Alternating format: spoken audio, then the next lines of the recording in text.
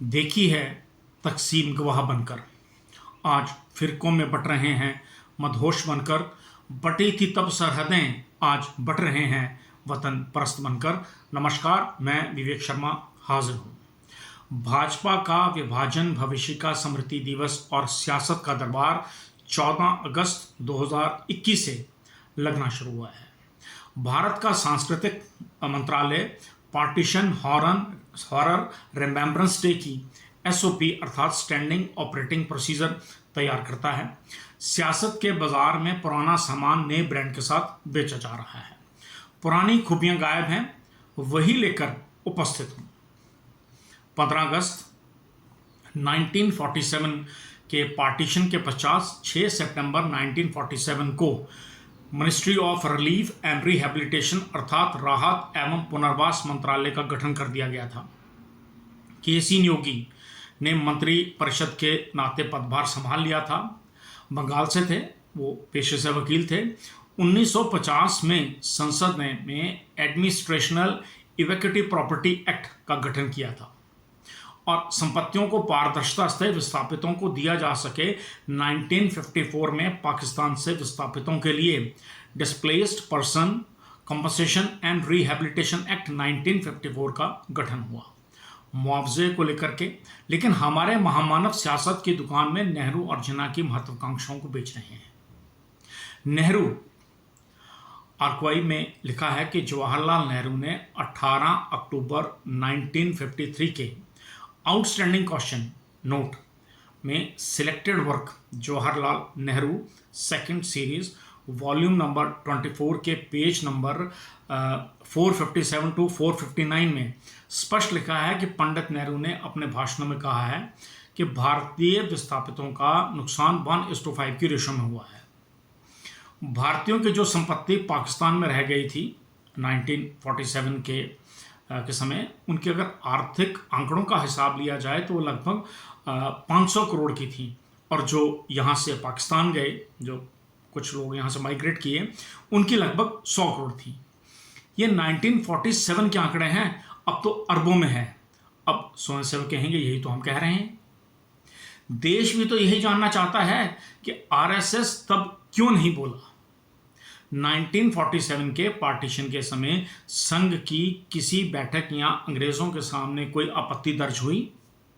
क्या पार्टीशन के मध्य हिंदू राष्ट्र का प्रस्ताव रखा गया? महात्मा गांधी तो विभाजन के विरोध में थे, तो क्या आरएसएस उनके साथ नहीं था? क्यों नहीं था? विभाजन के पश्चात जब सरदार पटेल और नेहरू पाकिस्तान को 55 करोड़ देने के विरोध में थे और गांधी बापू उन्हें नैतिकता का पाठ पढ़ा रहे थे, तब आरएसएस ना नेहरू के साथ था और ना ही सरदार पटेल के।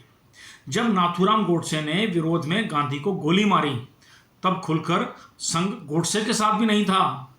4 जून 1947 को हिंदू महासभा के तत्कालीन अध्यक्ष डॉक्टर एल.बी. भुटकर को वीर सावरकर ने मुंबई से तार भेजा था कि वह हिंदू बहुल क्षेत्र पंजाब सिंध आदि के विभाजन का विरोध करें।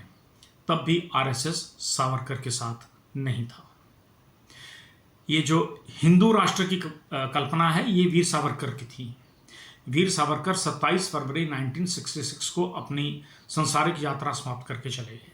सावरकर के विचारों का विरोध करने वाले कम्युनिस्ट पार्टी के राष्ट्रीय अध्यक्ष S.A. डांगे वैचारिक विरोध के पश्चात भी कंधा देने पहुंचे थे। तत्कालीन जनसंघ के अध्यक्ष और सदाशिव गोवलकर संघ प्रमुख ने दूरी बनाकर रखी थी। भाजपा और आरएसएस ने तो 2003 में सावरकर को अडॉप्ट किया है। ये तो सावरकर के साथ भी नहीं थे। स्मरण इतिहास का होना चाहिए, राजनीति का नहीं।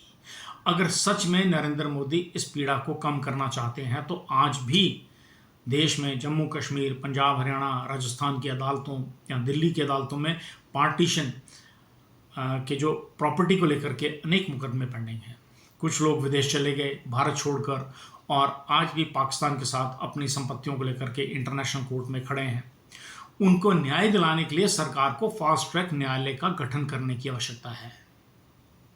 पाकिस्तान के साथ कश्मीर और अखंड भारत की बात करने वाले विस्थापितों के हक की बात क्यों नहीं करते हैं?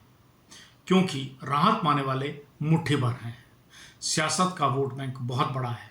अगर वक्फ बोर्ड नियम में संशोधन हो सकता है तो विस्थापना से पीड़ितों के हक में क्यों नहीं? ये पूछने वाला शायद सियासत में कोई मौजूद नहीं है। मेरा संवाद प्रधानमंत्री की आलोचना करना नहीं है, उस व्यवस्था से सवाल करना है जो कहती है कि हमारा क्या है, हम तो झोला उठाकर चल देंगे। और ये कोई जुमला नहीं है, हमने देखा है, हम देख रहे हैं। संघ के प्रचारक यही करते रहे हैं, पुराने जख्मों को हरा करके झोला उठाकर चल देते हैं। कभी बटी थी सरहदें, आज वतन परस्ती में हम और आप बट रहे हैं। नमस्कार।